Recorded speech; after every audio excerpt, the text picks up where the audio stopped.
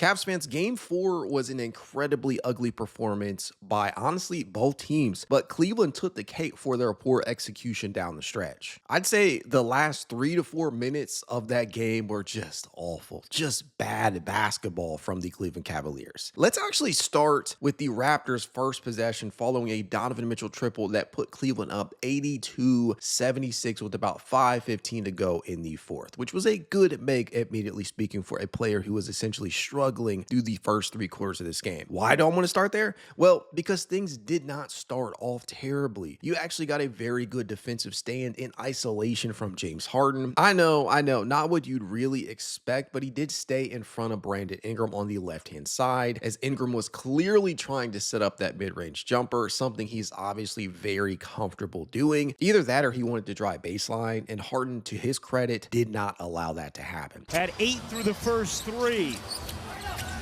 Ingram slinking down, whirling out. Mitchell fouled on the steal.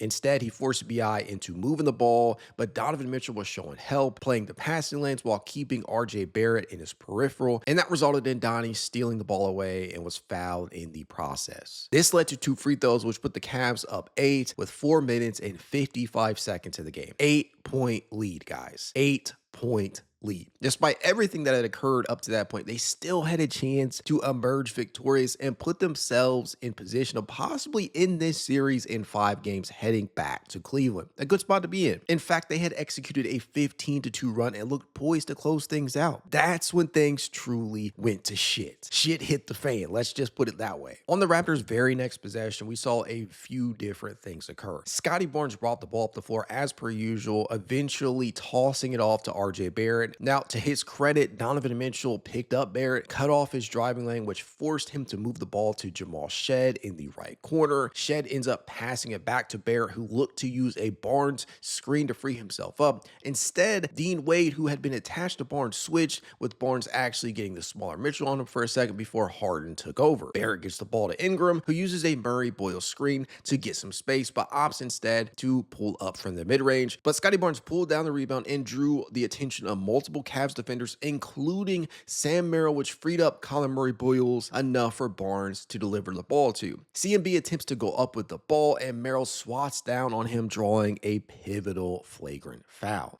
Rebound, Barnes knocked away Allen. Barnes delivers. Murray Boyles got swallowed up by Allen, but a foul.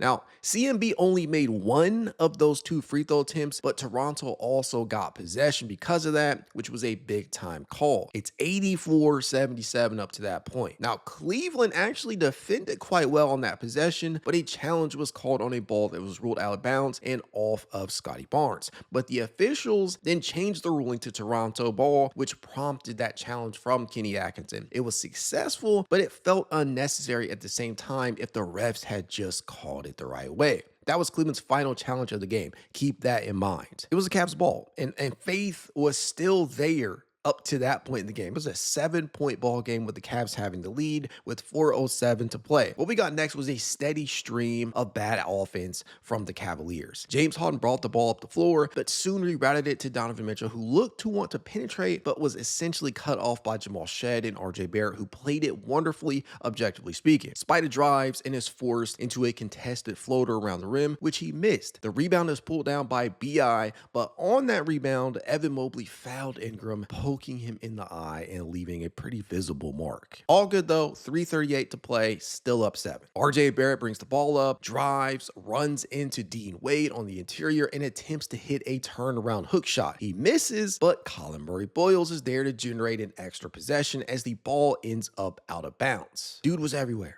Let's be honest. The ball gets inbounded to Ingram, who looks to post up Sam Merrill and seemingly spots a wide open RJ Barrett in the right-hand corner, but not before Donovan Mitchell honestly commits a smart foul to snuff that out. It's saved an open 3. However, immediately on the ATO, Barrett cuts to the basket and scores, resulting in the lead being 5. Has been tough today offensively. RJ, that's about the easiest bucket they've had.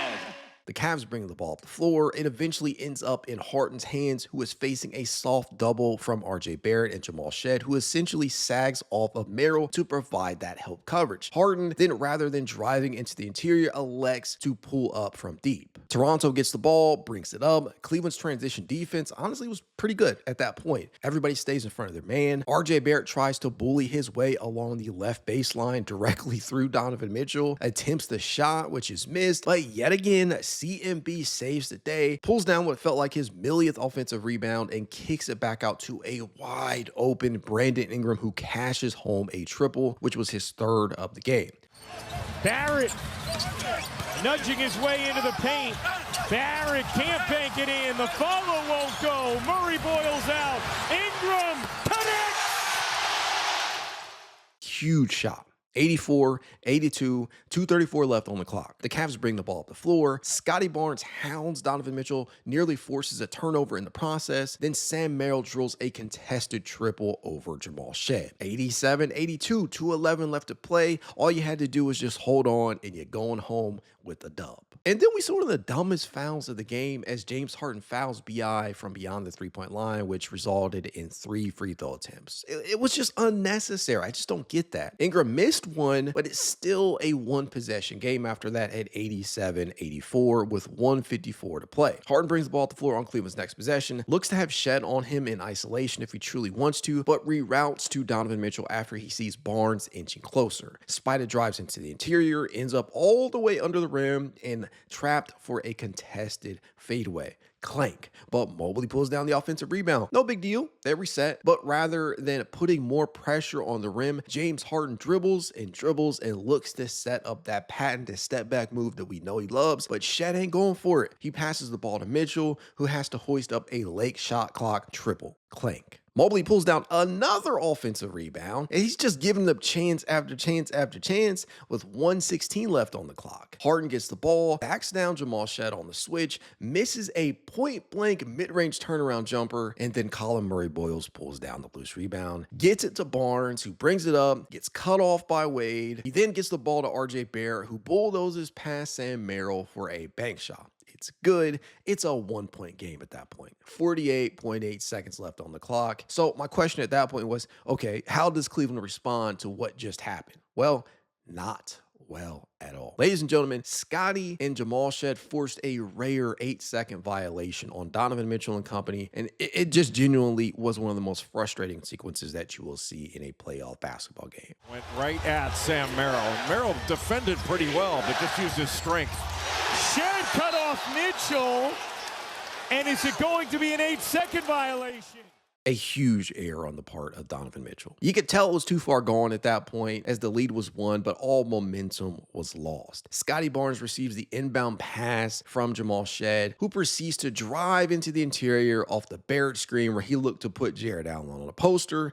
Foul. Barnes knocks down both freebies. Toronto takes the 88-87 lead with 34.6 left to play. The Cavs inbound, get absolutely hounded defensively, much like they had been all game. Donovan Mitchell is forced into a left-handed floater, clanks off the rim. Mobley can't pull down the offensive rebound. Toronto ball. Barnes is then instantly fouled. He knocks down both free throws. It's 90-87 with 20.1 left to play at that point, which is to me like more than enough time to generate somewhat of a decent look for the Cavs. So what ended up happening, the exact opposite. Truly. I mean, Harden gets the ball up the court to Donovan Mitchell, who is facing immense pressure from Colin Murray-Boyles, who did enough to make Donovan Mitchell feel like he needed to try and bait him into that 3-point foul shot from beyond the arc. Gotta wait till it's around 5 seconds. Mitchell trying to find an angle. Mitchell forces it up. Didn't need it. Trying to flag it down. Cannot. It's Toronto ball. It just, there was no need for it. The Cavaliers are obviously down 3, but they did not need that 3-point attempt. It's 20 seconds left on the clock. Get the ball up the court, score 2, look to knock down that 3-point shot on the next possession if you have to, but you don't have to go that route. But they forced it, and Donovan Mitchell was the guy to do it. And that was essentially it. The game felt over before them, but that was just a final straw. It was just an absolutely horrific end to the quarter and therefore game, sealing their fate, tying the series up at 2-2, going back to Cleveland. They had it and they lost it. That was the most frustrating part about all of this. credit to the Toronto Raptors. I take nothing away from their performance. I know that both teams had an ugly outing, but they did enough down the stretch. They capitalized on Cleveland's numerous mistakes in the final stretch of this game, and they walked away with the W, as how it should be, to be honest. The Cavaliers did not play well enough to win that game, and Toronto stole the W at home. I'm hoping that heading into Game 5, the energy shifts here. The momentum is a little bit different, but I got to be honest with you guys. Until I see it, I got no choice but to go off of what I'm seeing. The Cavaliers need to step up. They just need to step up if they have any shot at winning this series. It's become that dire. I still believe that this team ends up winning in 6 games, but man, it ain't looking so good right now. The prediction might crumble. We'll see. Time will tell. Go Cavs.